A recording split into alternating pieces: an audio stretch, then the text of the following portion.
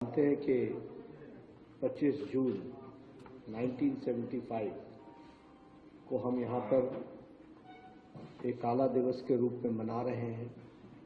और हम इमरजेंसी को याद करने का और जो एक तरीके से प्रजातंत्र के गला को घोटने का जो कुत्सित प्रयास हुआ था वह जनता के सामने आए। इस प्रयास से भारतीय जनता पार्टी सारे देश में इस तरीके का कार्यक्रम कर रही है और उस कार्यक्रम में आज यहाँ भी दिल्ली प्रदेश में भी और राष्ट्रीय कार्यालय में भी और बाकी सब स्थानों पर भी इस तरीके के कार्यक्रम हो रहे हैं जहाँ हम इमरजेंसी को याद करते हैं और इमरजेंसी के दिनों को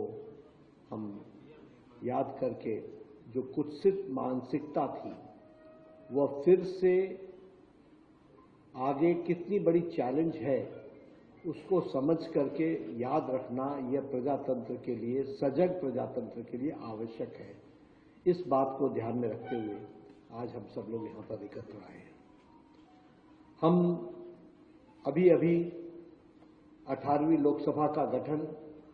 और देश का चुनाव का सबसे बड़ा पर्व हम मना करके आए हैं। सबसे पहले तो हमको ये समझना पड़ेगा कि हमारा देश, जिसे हम मदर ऑफ डेमोक्रेसी कहते हैं और जो लगभग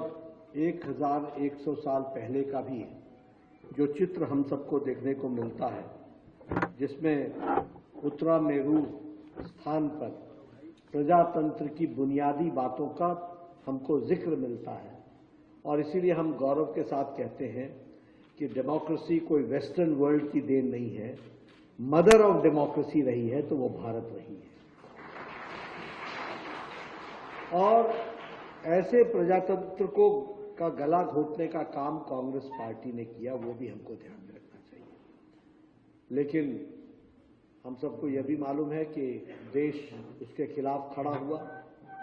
और हम लोगों ने डट करके उसका विरोध किया और उसी का नतीजा है कि प्रजातंत्र भी बहाल हुआ और आज दुनिया का सबसे बड़ा लोकतंत्र का चुनाव भी अभी हम संपन्न करके 18वीं लोकसभा